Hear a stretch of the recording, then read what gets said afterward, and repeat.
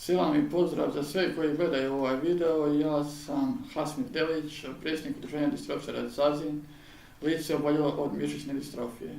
Inače nisam vješt govornik, pa sam sve pripremio tekst na papiru i više ću pažnje posvetiti pogledom dole na papir. Ovo je naše prvo javljanje iz našeg improviziranog video studija koji djeluje u sklopu utice informatičkog grafičkog kutka za osobe sa tjelesnim invaliditetom u Sazinu pri udruženju distrofičara Sazin. Udruženje distrofičara Sazin je nevladina, nestranačka, neprofitna organizacija civilnog društva, jedinstveno udruženje građana sa tjelesnim invaliditetom. Jedinstveno je po tome što se u udruženju okupljaju lica sa tjelesnim invaliditetom bez obzira na uzrok i vrstu nastanka invaliditeta. U Sazinu djelujemo od 2012. godine. Trenutno brojimo 30 članova osoba s invaliditetom, redovnih članova, od čega 15 oboljelih od mišićne distrofije, a 15 ostalih oblici tjelesnog invaliditeta. Iako u skromnim tehničkim uslovima iza sebe imamo niz realiziranih projekata koji su ostavili pozitivan trag kako na život i standard osoba s invaliditetom, tako i na cjelokupnu zajednicu i sredinu u kojoj djelujemo. Nakon što smo identifikovali probleme samih osoba s invaliditetom, iste proučili i usporedili sa mogućnostima u našoj sredini, odredili smo naše strateške fokuse, naše organizacije i naše pravce djelovanja u pravcu edukacija, rehabilitacija, rekreacija i integracija osoba sa invaliditetom u Sazinu. Usmjerili smo i naše aktivnosti sa našim strateškim ciljima i to kroz individualno jačanje kapaciteta naših članova u svrhu institucionalnog osnaživanja naše organizacije. Radnom rehabilitacijom i zapošljavanjem istih, zdravstvenoj zaštiti kroz medicinsku rehabilitaciju i ortopedska pomagala, te za pokretanje i jačanje uvjeta za servise podrške za samostalan život osoba sa invaliditetom u Sazinu.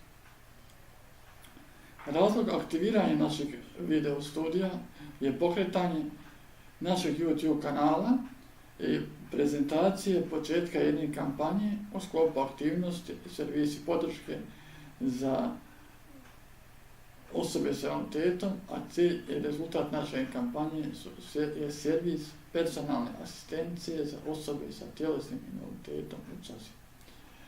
Udruženje distrofičara Sazin je pokrenulo aktivnost na projektu servis personalne asistencije za osobe sa invaliditetom u Sazinu. Obezbijedili smo uvjete za pokretanje prve faze tog projekta.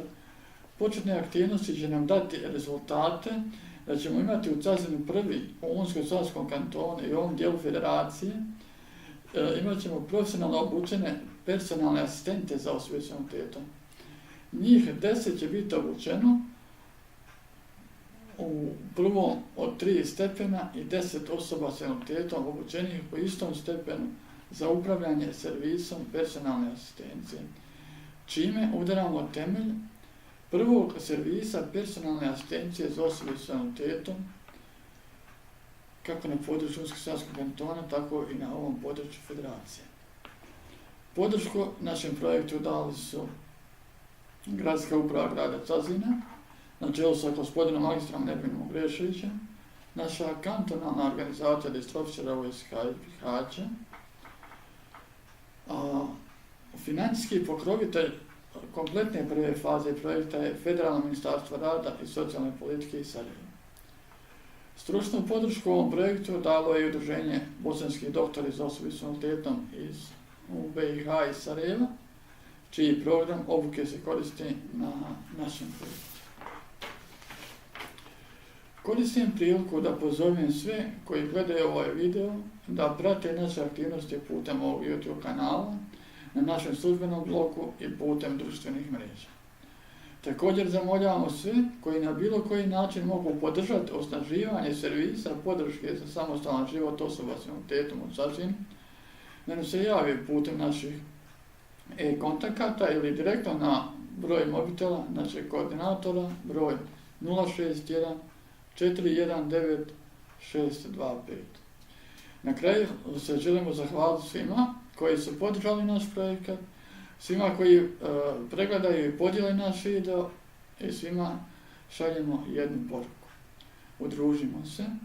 Samo udruženim djelovanjem možemo ojačati i ubrzati integracije svih naših članova, zajednice i subjekata u našoj sredini. Hvala vam.